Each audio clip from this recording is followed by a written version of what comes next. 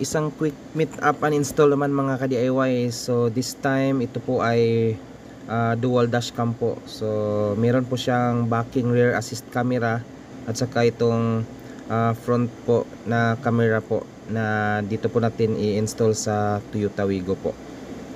So una po, tinitesting po natin yung power ng ating front camera po, and also kung nagdi-display ba yung kaniyang backing assist camera. So yan po yung pinaka SOP po natin before tayo mag start sa proper installation po. So tinitest po natin kung gumagana yung actual at physical camera natin mga ka-DIYs. So yan po, okay naman siya. So let's proceed mga ka-DIYs. And then you'll die.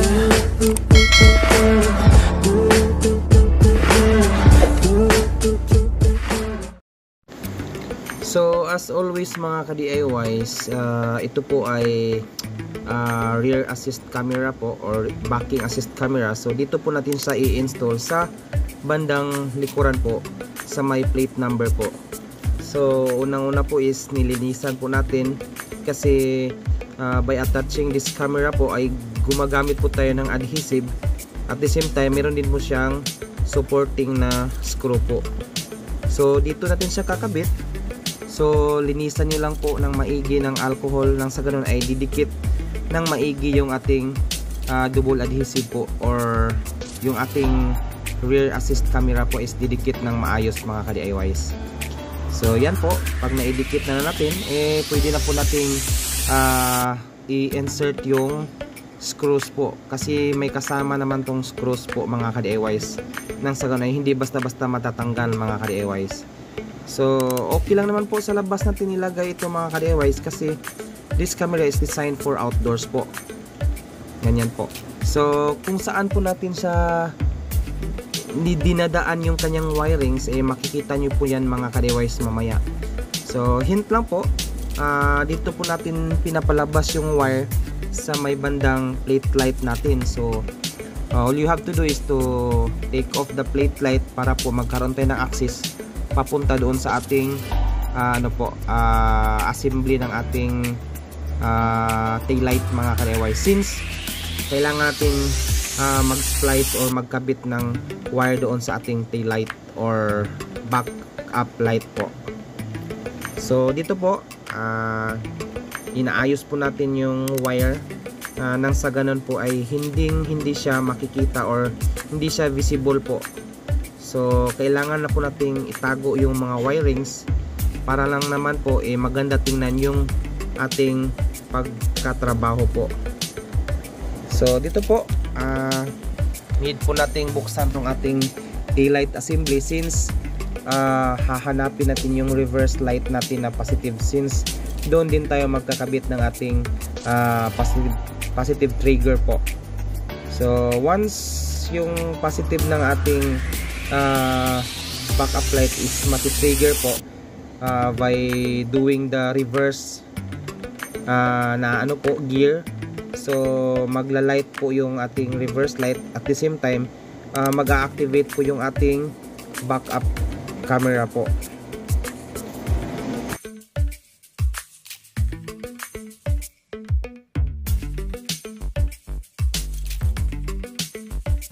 Marami pong paraan kung paano tayo magtatap ng ating camera po or backup camera po. So yung iba nagsasplice, saka yung iba naman ay gumagamit ng T-tap. So meron din tayong T-tap po para po mas madaling i-connect yung ating positive wire na nagbibigay ng power doon sa ating reverse camera. So kailangan lang po magdahan-dahan nang sa ganun maganda yung kakalabasan po, and make sure po na mag-ingat din po tayo sa mga grounds mga ka-DIYs. If possible po, tatanggalin po ninyo yung inyong negative ng ating battery mga ka-DIYs, nang sa ganun ay safe yung ating mga ginagawa regarding po sa mga wires.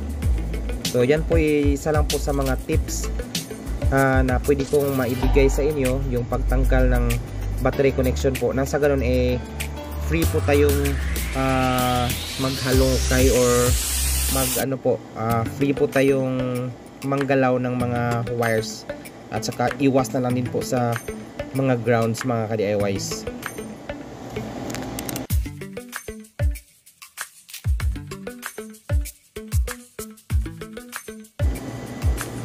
Dito po natin dinadaan mga ka-DIYs yung ating wire sa plate light po na ating likuran. So yan po, tinanggal natin yung plate light assembly, and then ginamitan natin ng alambre nang sa ganun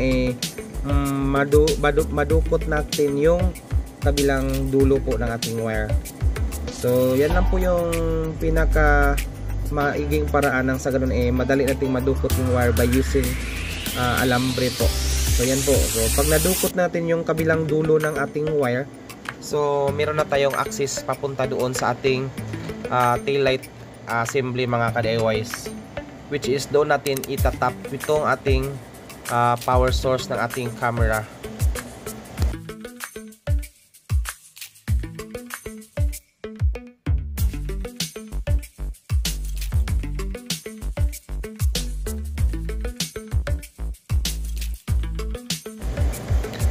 Ito naman po ay may socket mga ka-DIYs, so tatap nyo lang po yung socket nya, male and female, yan po, and make sure po na balutin natin siya ng electrical tape for security reason na din po, nang sa ganun hindi basta-basta kakalas yun mga ka-DIYs. So pag nabalot na po natin ng electrical tape yan, pwede na po nating ipasok ulit yan, and then masecure na po siya doon. And then babalik din po natin yung plate light natin mga ka-DIYs para po malinis tingnan.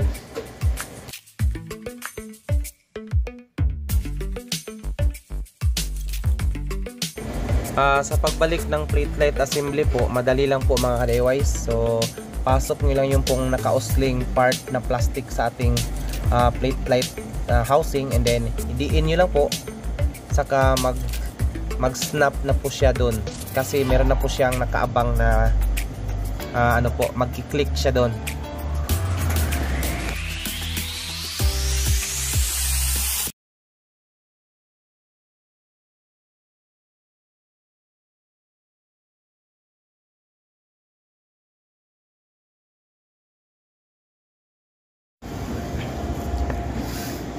Dito po tinatap na po natin yung ating power source wire galing sa camera papunta po dito sa positive wire ng ating reverse camera or reverse light mga ka-DIYs. So hanapin nyo lang po yung positive na wire doon sa ating reverse, and then doon nyo po tatap tong red wire ng ating rear camera mga ka-DIYs. So kung hindi nyo po alam yung positive, so makikita nyo yan pong white na yan yung positive po. But if you're not sure, pwede kayong gumamit ng mga test light mga ka-DIYs. So gamitan nyo lang po ng test light or tester po, nang sa ganun ay sigurado kayo sa inyong pinagtapan na wire.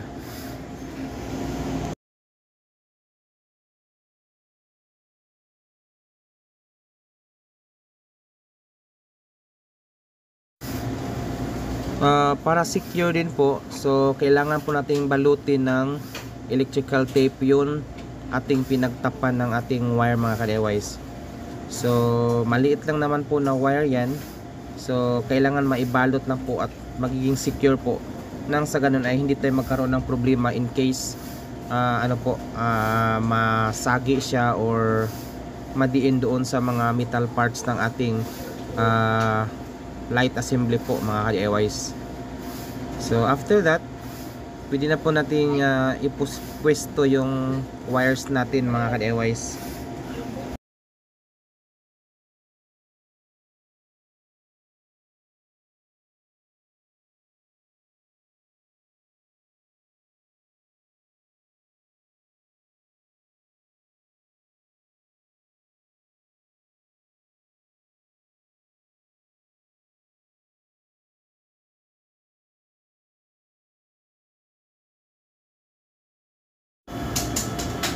Yung mga wires naman po mga ka-DIYs, dito natin siya ginagapang at itinatago sa may bandang ilalim po. So yan po, binuksan po natin yan, yung plastic na yan, and then dyan natin po idinadaan yung wires papunta doon sa ating power supply po, or sa cigarette po na outlet natin mga ka-DIYs. So yan po, close lang po natin nang sa ganun na hindi siya exposed.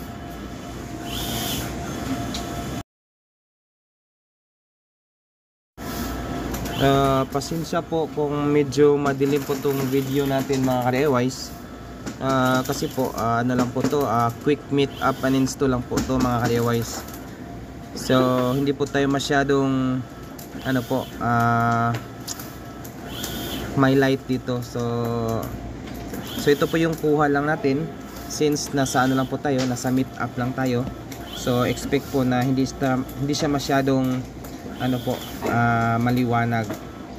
So yan po.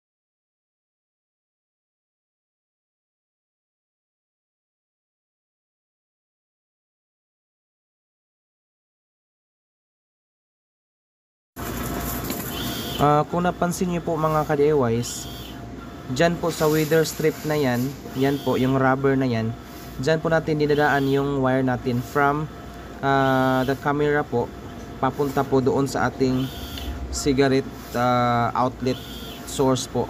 So dyan po natin pinapasok o pinapadaan, nang sa ganun ay hindi siya nakikita, or nang sa ganun ay tagong-tago siya mga ka-DIYs. And then safe naman po sa lugar na yan, since silyado po yan ng rubber afterwards po. So yan po, dalawang wire po yan, both camera wire and power source wire mga ka-DIYs. So babalik lang po natin tong rubber po, and then doon na po tayo sa ilalim na connection po magfo-focus mga ka-DIYs.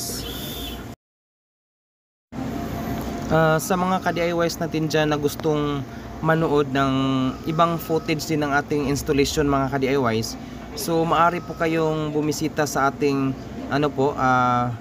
YouTube page po or YouTube channel po. So paki-search na lang din doon po or dito po ng keyword na dual dashcam installation po. So marami po tayong mga installation video dyan, so kayo na lang pong pumili at kayo lang pong search, kasi may mapagpilian naman po tayo dyan. So pasensya na po kung quick lang to, kasi po yun nga, meet up lang to mga ka-DIYs. So sa mga hindi pa nakapag-subscribe, please subscribe na lang din po for our future uploads po mga ka-DIYs.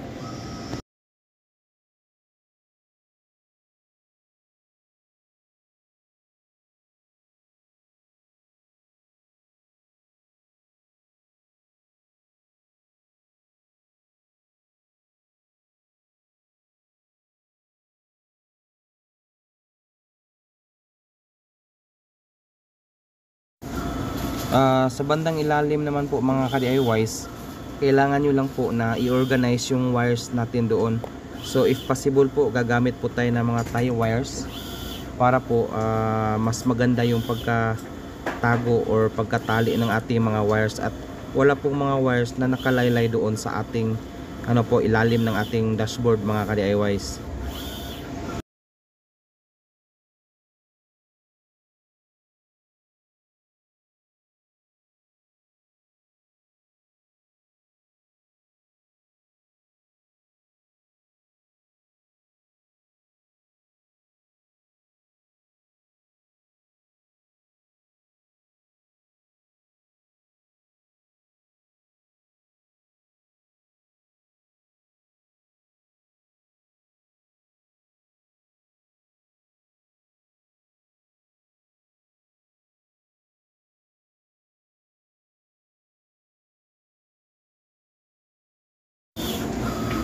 So ayan po mga ka-DIYs, tapos na po ang ating camera installation.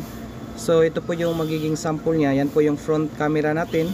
And then pag reverse naman po natin, yan po yung makikita natin sa bandang likuran mga ka-DIYs.